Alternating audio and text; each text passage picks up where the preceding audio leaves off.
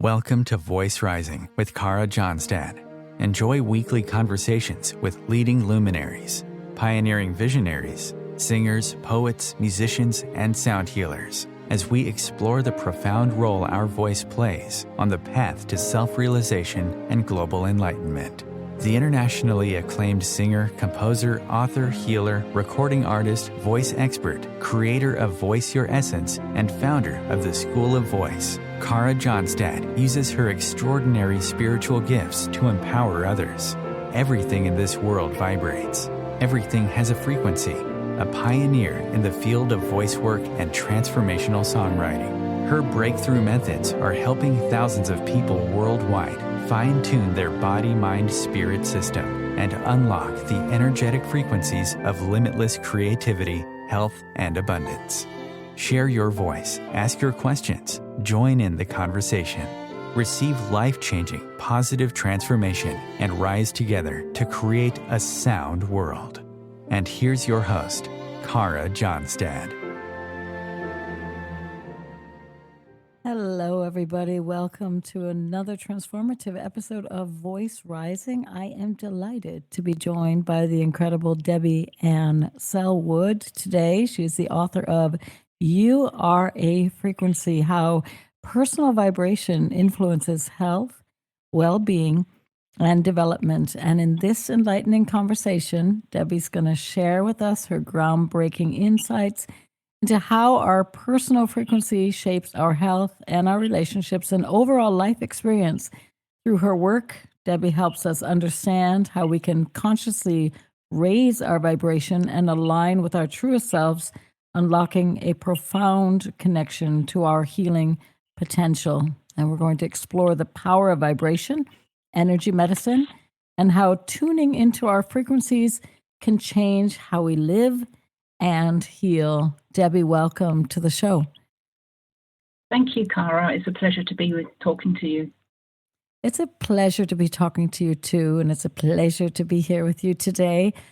Debbie, you must be very proud. You have a new book out, a wonderful book, You Are Frequency. And for those unfamiliar with your work, maybe you start sharing a little bit about what it means to have a personal vibration and why having a personal good vibe or a personal vibe is so important to our well-being. Well, I think we look at ourselves as physical beings and we cannot see beyond that, but we're actually comprised much more than that. We extend much further than just the physical being, and we actually have other bodies which are made of subtle energy, altogether it's called a subtle anatomy, which will include things like the chakras as well, the meridians.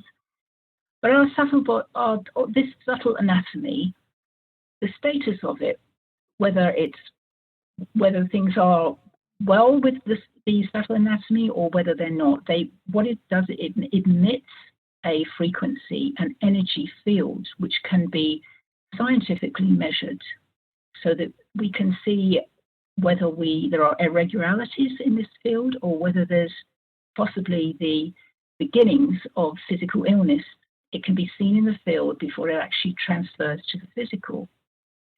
So our whole sort of subtle anatomy and this energy field is really important to look at and to be aware that we are actually shaping this by our thoughts and our emotions.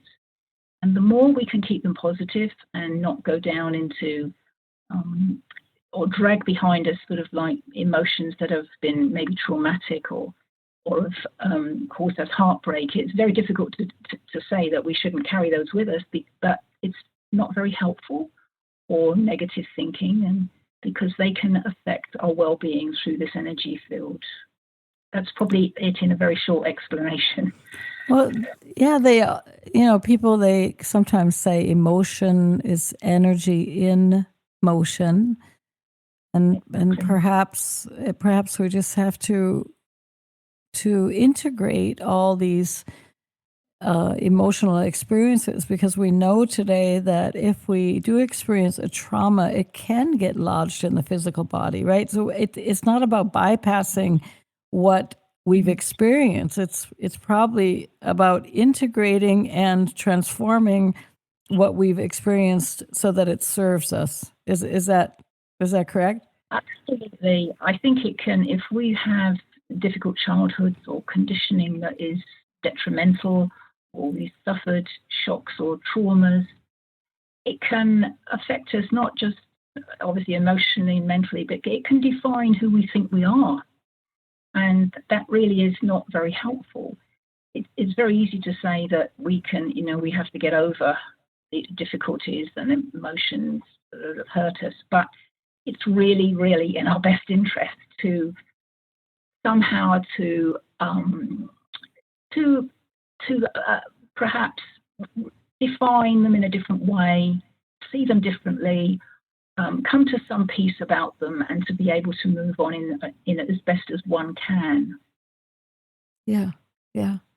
Often these belief systems, they are voices.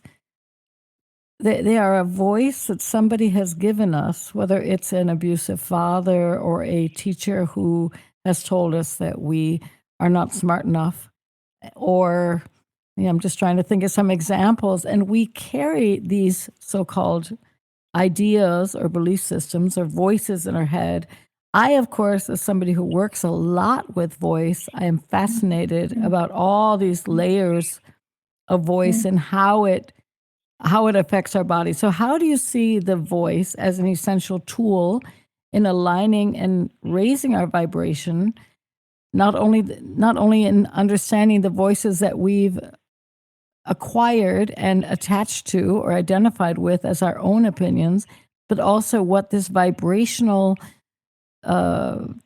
instrument is that we literally have running through our body, and with every breath, we're speaking, we're humming, we're singing, we're chanting. What's your understanding about the voice?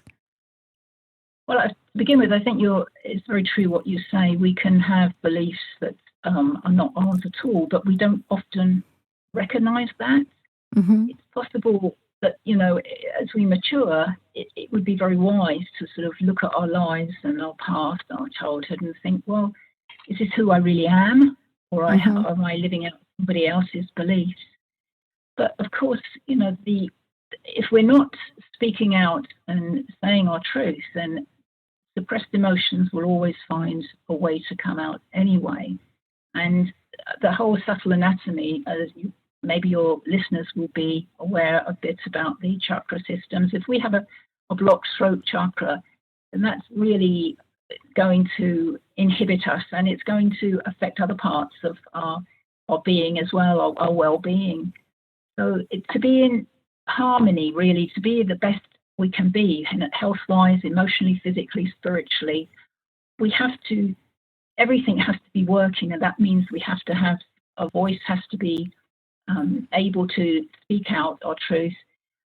Our emotions have to be to a certain balance. And when everything, as much as we can, as everything comes to some sort of balance, and that's when we are able to be our best, I think, really. I mention a bit in the book about the fact that also when we have dysfunctional emotions or the speech that we cannot, talk about things, or we are suppressed, then any of these things can create blockages in our energy systems. And what should happen is that life force energy from the cosmos should be flowing into us, and people would call this prana or chi. And it's most important that has a good flow through our physical and our subtle anatomy. Because, as I explained, if you have blockages, then this is where ill health and problems start to occur. So, in every way, speech and emotions, our thinking, it all has to be as much as we can to bring it to the highest point we possibly can. I'm not sure I answered all your questions. No. I was thinking that is so true, and I think what a lot of people don't realize is that the ears the listening, our ability to deeply listen, is also connected with the fifth chakra or the throat chakra. And I was sensing when you were speaking that a lot of people it takes them a long time to be able to speak their deepest truth or needs. But then there's sometimes in a situation where they manage it, but the person across from them is not able to receive it. And then this closes them down again. So what is your experience with us as a community or as a beloved? And yeah, with us being able to hone into holding space and deeply listening to someone's truth without responding, I guess, in any way, good or bad, or offering opinions, but just deeply listening. Because from my own experience and from the experience of my clients, it takes a lot of chutzpah. It takes a lot of courage to connect with our truth, right? To express our truth. But if it's not being received, it's so easy to shut down again. And so what is your experience? I think many people don't realize that listening is also so important in this game of frequency. Absolutely. I think listening is key. It's very difficult if it's a loved one. It's not so difficult if it's not somebody we say we're living with or we love, or a family member. It's much harder then. But as you say, the more we listen and get to understand where they're coming from, we can possibly find ways in which we can open up places where we can, plant a seed, or we can express a little bit of what we feel before we go rush in and sort of like destroy things by speaking our whole truth. It's probably not the best, because we all want to be able to express ourselves. Well, if everything's functioning well, it's not true. There's some people who can't obviously express themselves because they're suppressed in some way. But the best possible avenue is to be able to express ourselves, but it's obviously at times we have to be tactful. I think it's probably what I'm trying to say. That we can't just charge in there, that we need to, as you say, to listen and to find times or areas where that person is more receptive, or we've touched upon something where they've opened up, and we can then maybe speak our truth a little bit better then. Yeah. Diplomacy comes to mind. Yeah, I think you said that so beautifully, that we are planting seeds. And so these are two extremes. So one is just to go and throw our truth out and not realize in which environment we're in. And that can actually be very harmful to ourselves and or to another person, right? To really sense what the space is. And the other one is the complete opposite, that people are shut down and not able to express their hearts. I have a crazy question for you. It's something fun in between. If you could pick a sound, Debbie, whether it be voice, instrument, or a natural sound as the vibrational soundtrack for your life, which sound would it be, and why did you choose this sound? I think I'd be pushed to choose between bird song and the trickling of gentle water, because I think both are quite soothing. Bird song, well, probably the water is very relaxing. Bird song is relaxing, but also I think when I'm listening, I'm engaged. I'm thinking, it's a different bird to the different one before, and what are they saying to each other? But it's just so part of nature that I feel so good. It just a little bit in their world. Yes. If you understand what I mean. Yeah. Yeah, I love that. I mean, rivers also, they say the river has a song because it babbles when it goes over the stones. But I love birds too, and they seem like a bridge. And I love that they sing in the light. So whenever it's, they have the courage to sit in the dark before the light comes, and they're already singing. And I always say, if our world could do the same thing, because you're talking about so much about frequency in your book. And when it's dark in our hearts or in our life, if we could remember to sing or to use frequency as a tool to usher in the dawn, then I think the world would be a little bit different, right? So It certainly would. I think, I also love bird songs, so that we have something in common. Yeah. I was going to say that I heard the other day, or read, or must have read, that a bird song means that you're safe.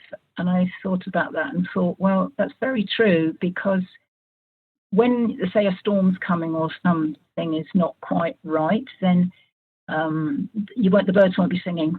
It's dead quiet. That is so true.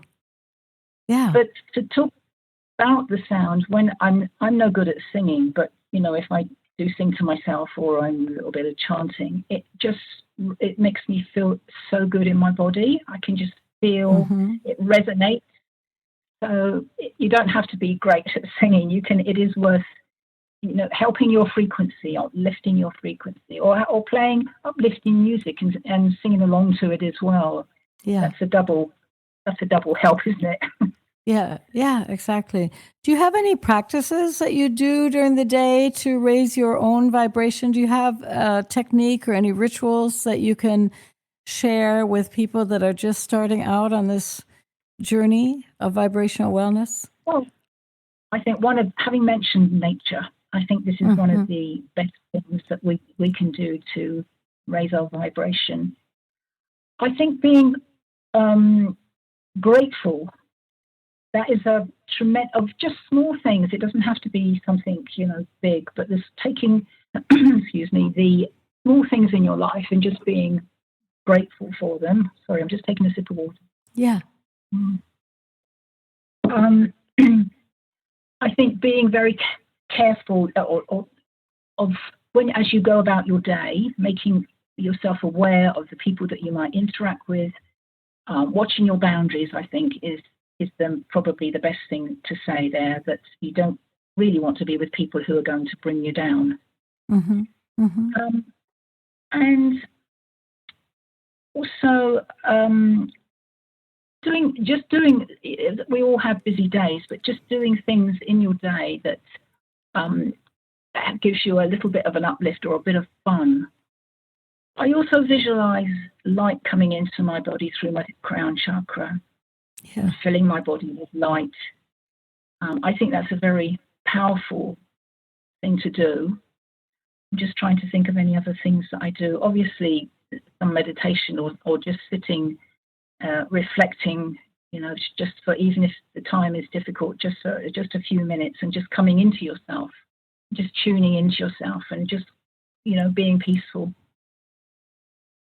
I find it interesting also that to have like a sonic diet plan. I think that a lot of people don't realize that all the news and all the information that they're taking in, or they feel that they have to take in, can really drain their system. If you just watch half an hour of the news that we really cannot do anything about, it's very hard, because our nervous system sees it as it's happening in our place. And so how do you manage that? How do we manage as a humanity to be aware of different, let's say, a crisis or war or climate change or very important issues, and at the same time that we don't get drained and sick and nauseous and angry, because a lot of these things do make us angry. I mean, they do make us angry when we see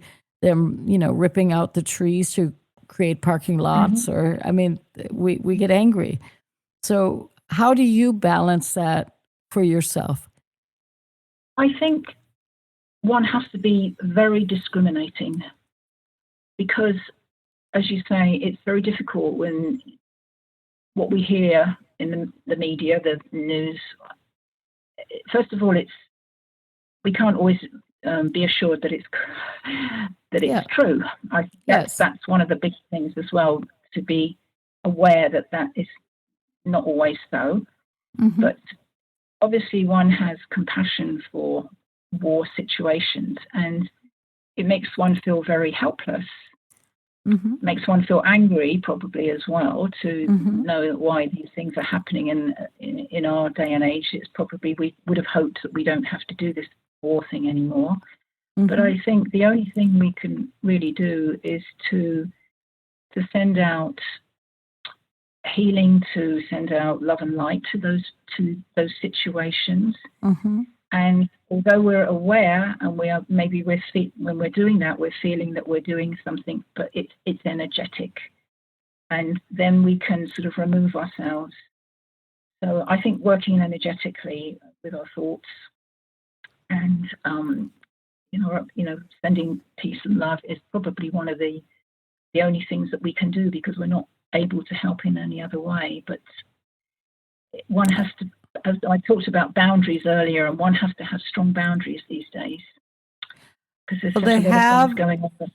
Yeah, they do have a lot of amazing scientific experiments going on where prayer circles, I'm thinking about the work of Lynn McTaggart, for example, where they have a prayer circle and they're meditating or praying on a certain situation in a completely different part of the world, and they can see with scientific tools that the violence has decreased, or I find this mind-boggling. They even have science that whenever there's a boxing match in the middle of a city, that the violence increases before and after. And I mean, I'm not for or against boxing, right? I'm truly not for or against boxing. Everybody has, the right to have their own sport. I just find it fascinating that when there is violence, what would you say? Violence begets violence and peace begets peace. I mean, it's fascinating that we can affect events through prayer, through our thoughts, and through our consciousness. I think, I think it's very important. Yeah, I think that's Lynn McTaggart does such incredible work, and the more people she has working together, I would imagine the greater the success. I'm not saying that we as individuals are not successful in doing something, but it makes sense that there's a lot more people that they're going to have a bigger effect. But I think if you can be part of, I know I'm part of a group that's usually on about this time in the evening, where we spend 15 minutes. We're not connected in any way other than energetic, and sending out peace to the world, or to individuals that we might know of that need our help. So being part of some group is, I think, helpful, because it gives you a sort of a foundation to work with, not just on your own. You're working with others. You can often after a period of time, you can quite often sense that they're there, and they're that sort of energy as well. So I think she does great work, and this is an example. If we can do it as part of a group as well, it's helpful. Well, we sense that sometimes when we're alone, it's just one of us. And it seems like when two people are on the same wavelength, it's almost as if it becomes three. And when three people are on the same wavelength, we sense it becomes six, right? Energetically, there's something very beautiful about that. You were talking about releasing emotional baggage. So what are some of the ways that you've used or you recommend for people to be able to integrate their emotional baggage or release their emotional baggage? I so much love the word integration, because I have the feeling that sometimes we have to honor our stories, again, with the, we need to release, but with a gratitude and honoring, to say, okay, it's not something bad that I'm getting rid of. This is my journey. This is what I've gone through. This is who I am, right? And that gives us this resilience and this presence and this light. So what is your experience in releasing trauma or emotional baggage, coming into a place of forgiveness for things that seem to be unforgivable? Absolutely. Well, I'm a practitioner of flower essences, and for anybody listening who's not aware of what a flower essence is, a flower essence is taken orally it's made from the energies of plants or flowers or even crystals or even the energy from a sacred place, a special place. The energy is taken and the energy is transferred into a bowl. So say you had a flower or you're in a sacred place, you would have a bowl there, and the energy would be transferred into that bowl. And then the flower essences are bottled up into smaller bottles with some sort of preservative, such as vodka or brandy, a small amount, and more water, obviously. So there's many hundreds and thousands of essences really from different producers across the world. And this is the way I do things. I mean, I'm also an astrologer, which I help people as well work through different sort of emotions that might arise during a consultation. But flower essences are very good at helping one to, in whichever way is appropriate, to resolve maybe an issue. And as you say, it's not always easy to let it go. And sometimes I think we find, even if we think we've resolved something, sometimes years down the line, there's something else that come up, and you think, oh well, I thought I'd dealt with that. So there's always little bits of tweaks that can be helped.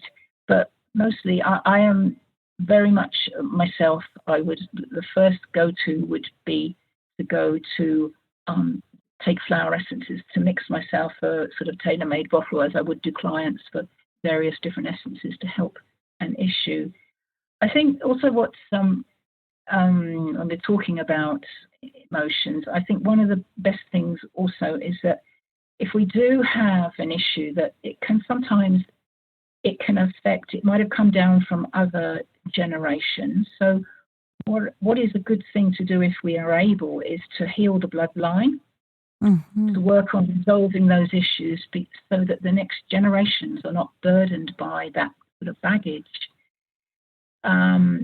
We can, change the behaviours of future generations. I often meet people who have maybe decided to be chosen themselves to work on issues that other members in their family, previous members in their family, maybe the mother, the father, grandparents, have not done so for whatever reasons, and they've decided that they need to be the cycle breaker, and that the one who is going to refuse to carry debilitating emotions into any further than that.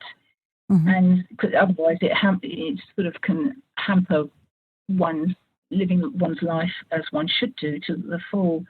So I think that's sort of worth mentioning, that if that's happening, it's a good idea to attend to something like this so that we don't sort of like pass that on to other generations. I think it's very beautiful that you're talking about the lineage, because it also releases us from feeling that everything is our own fault. Yes. Or everything, right? Yes. Something is when we can say, okay, this pattern keeps on reappearing. But if one can say, oh, I inherited it, it's something that's, it's from the lineage, and now I can solve it, or I can integrate it, or I can release it. It's very different energetically than we say, oh, I can't believe I can never figure this out. And I, instead of saying, wow, this has been given to me as, let's say, a gift and a curse. How can I work with it? That brings a certain sense of freedom, don't you think? I think so. I mean, this is another example when you say, it's not just ours, it comes from other generations. This is an energy. And it just goes back to everything is energy. Yeah. Our emotions and our feelings, and even if they're coming from the past, they are an energy that has come from the past we have to deal with it as best we can. Yeah. Debbie, we're going to take a very, very short station break. And for everybody out there, grab a tea, raise your vibration. And we're going to be back with more of Debbie Anne Sellwood's wisdom on frequency and our life path.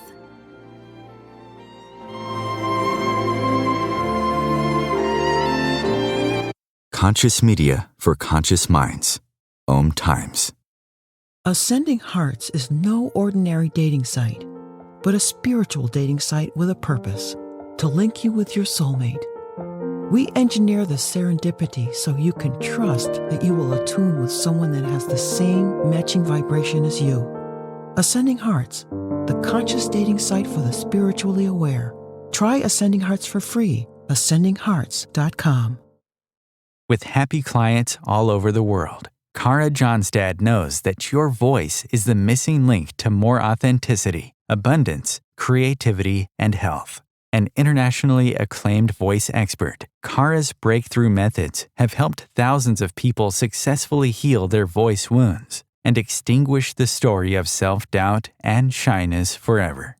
Join in group trainings, attend online sessions, schedule one-on-one time, and invite Kara to work with your organization and community. Get started today. Go to www.karajohnstad.com and receive a special guided meditation designed to fine-tune your inner voice and welcome you on the voice journey. You came across someone struggling with hunger. How would you recognize them? Would you notice an 8-year-old girl who's not excited for summer break because she may not be having lunch again until September? Or a war veteran who's having a hard time landing a job and getting back on his feet? I am the 1 in 8 Americans who struggle with hunger. I am hunger in America. Hunger can be hard to recognize. Learn why at IamHungerInAmerica.org. Brought to you by Feeding America and the Ad Council. Welcome back to Voice Rising. Thank you so much for being here with us today. If you are enjoying today's conversation, please take a moment to share this episode with your friends and family and subscribe to Voice Rising on your favorite streaming platform, because your support helps us to continue bringing you directly amazing guests and inspiring conversations. So now we're going to dive right back in to our talk with Debbie Anne Sellwood on her new book. Welcome back, Debbie. Thank you, Kara. So I am curious, you were talking about flower essences. Where was the turning point, Debbie, for you in your life that led you to explore vibrational wellness? What were you going through, or what brought you to the understanding that it's all about frequency, it's all about vibration?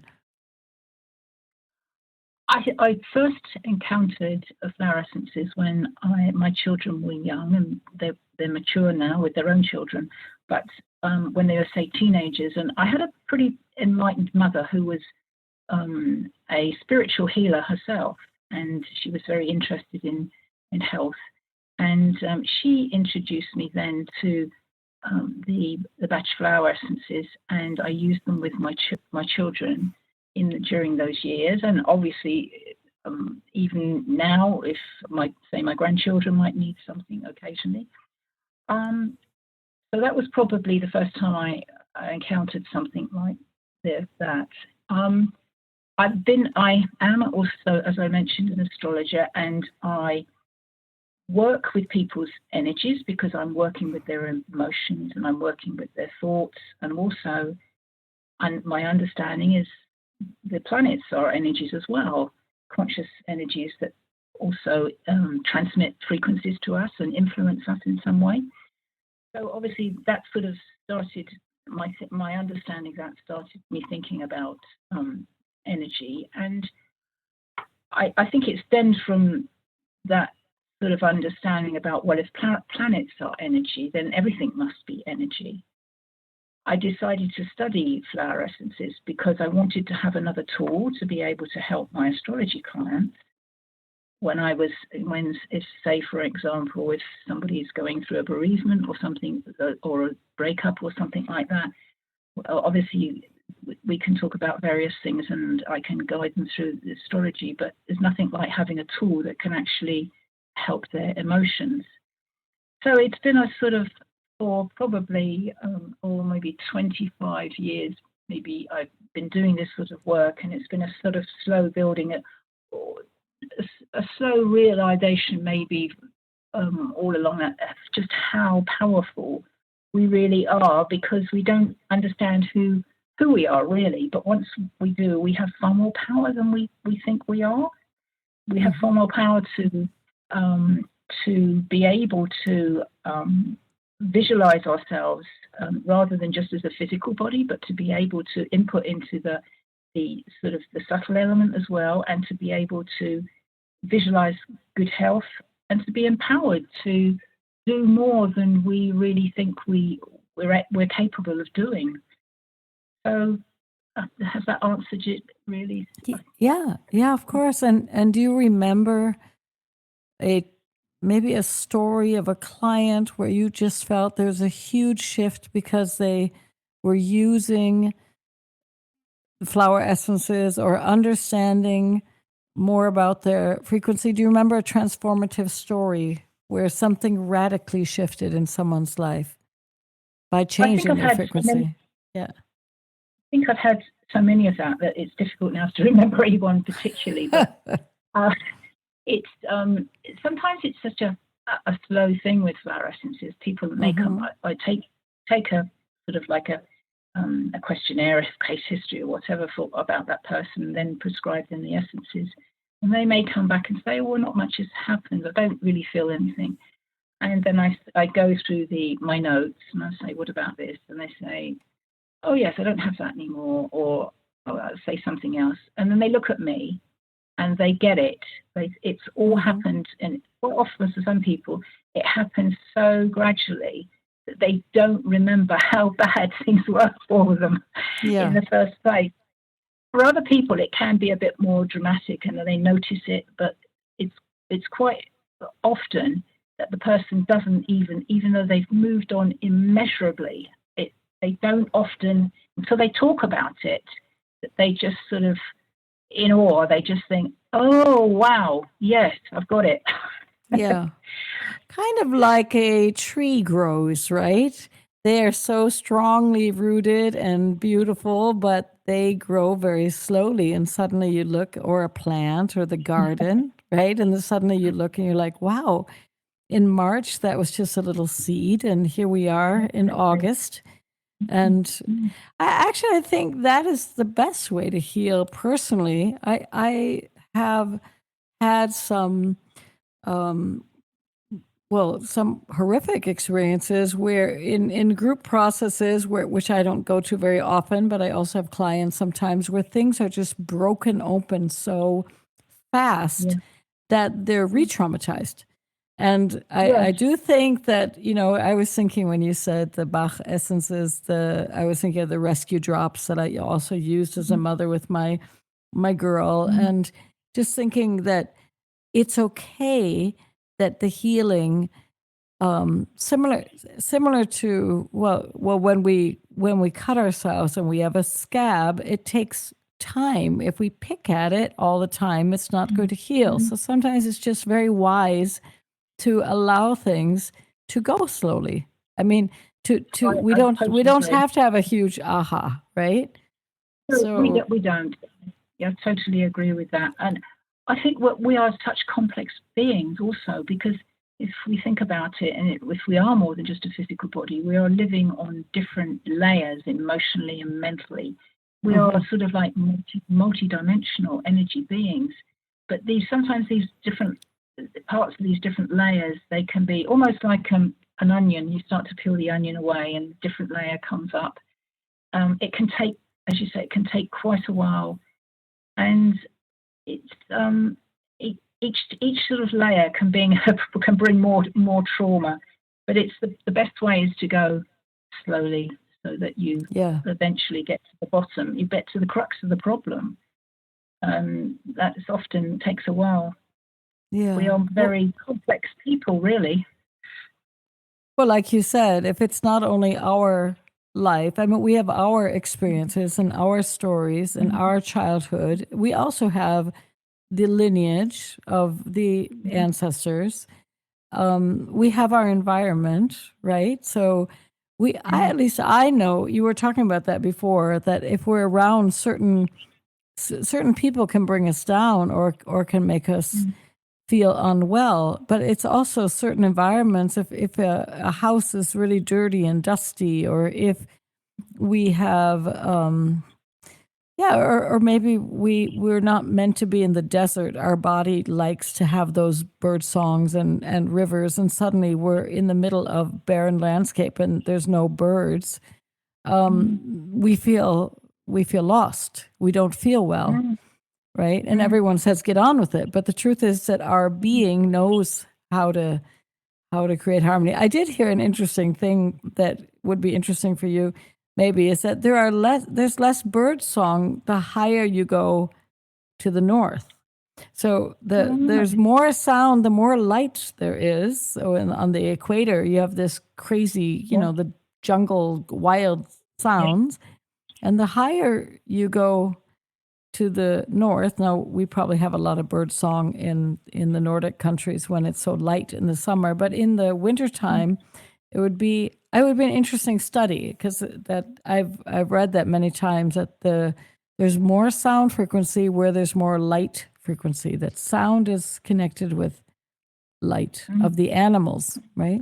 We can explore that, right? We're researchers. We can explore that. Yeah, exactly. Well, this whole field, whether it's sounds or crystals, essences, there's so much to learn here, and it's the exciting time we're living in, because these are all sort of like future type treatments to help our energetic body.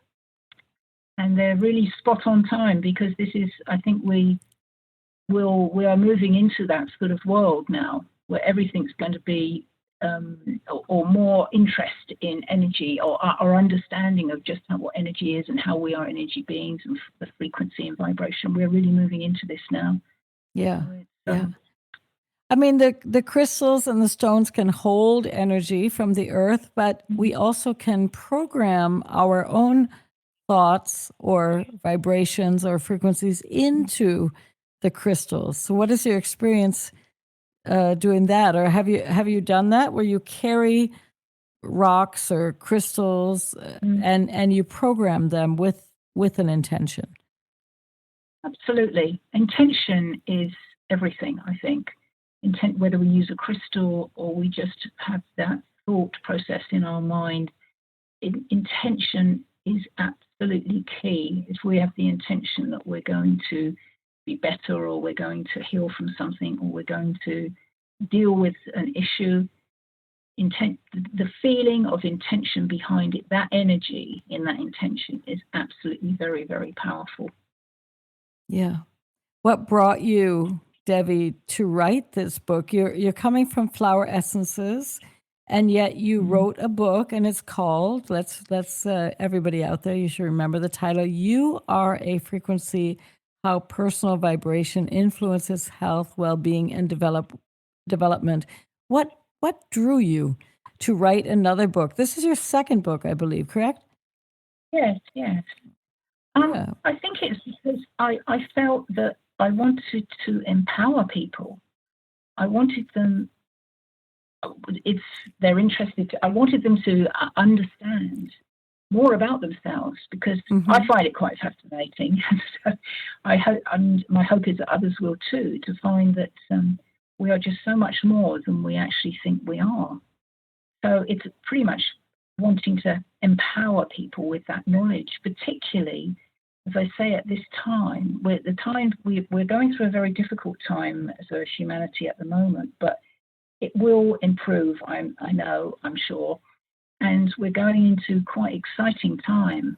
And all of these things, knowing how a little bit more about yourself as an energy being is going to be quite important, I think, to deal with the world that we're going into. Yeah. So that's the reason why I felt it would be useful. What do you think is the biggest misconception that people have about vibrational wellness or about frequency medicine? Well, I think people are, we are raised in a culture which instills within us a belief that we play no part of creating illness. So straight away, I think the thought of self-help can be quite foreign to some people, because they may think, for many people, they may think that medical intervention or a pharmaceutical drug will fix the problems.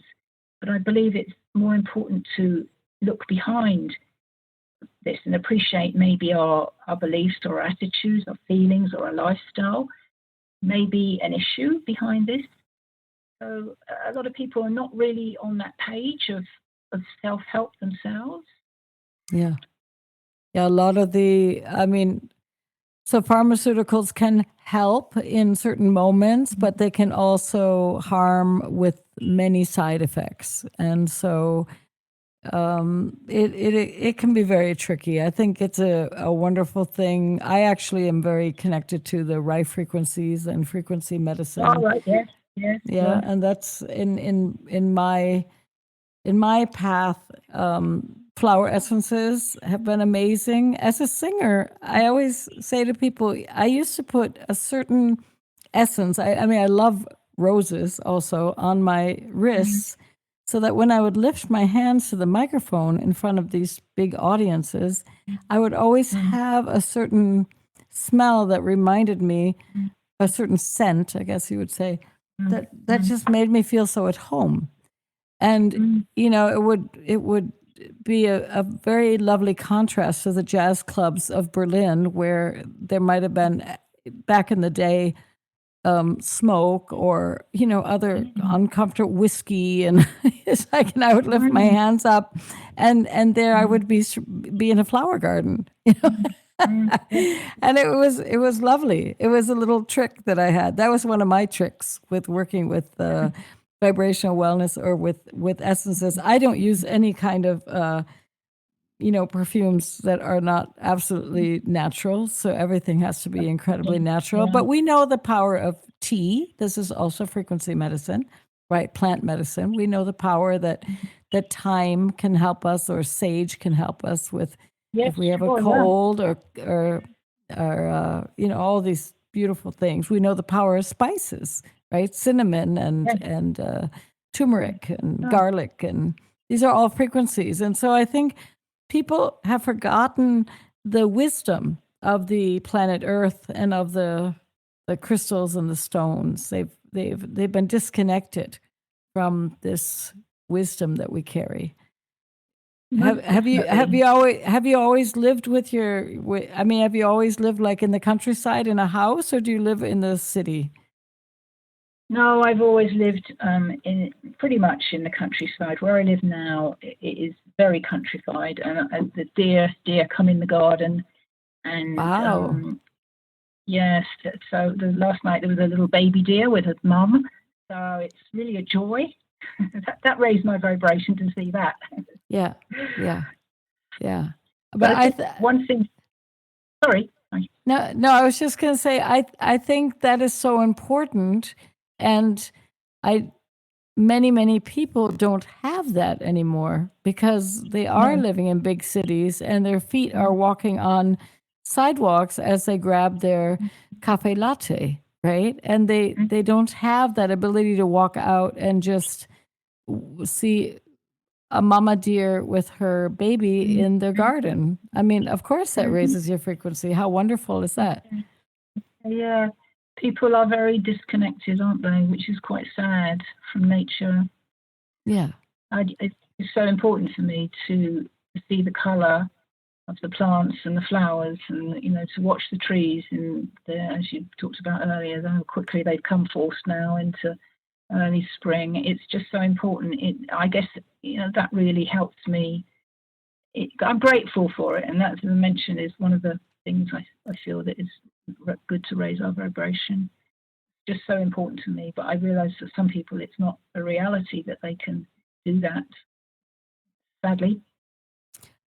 Well, what has helped me a lot, even though I do live in a city, but I live in a part of the city where there's a lot of forests and lakes. That's okay. So I'm grateful for that. But what helped me a lot is to again leave my small circle of me.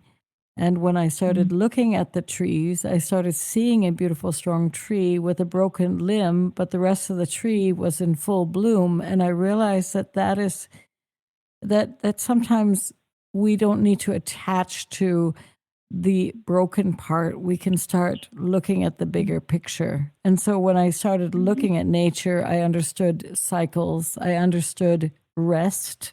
I understood that in my profession as a singer, the wintertime, the Christmas time was always the pushing time of huge events and huge galas and huge everything.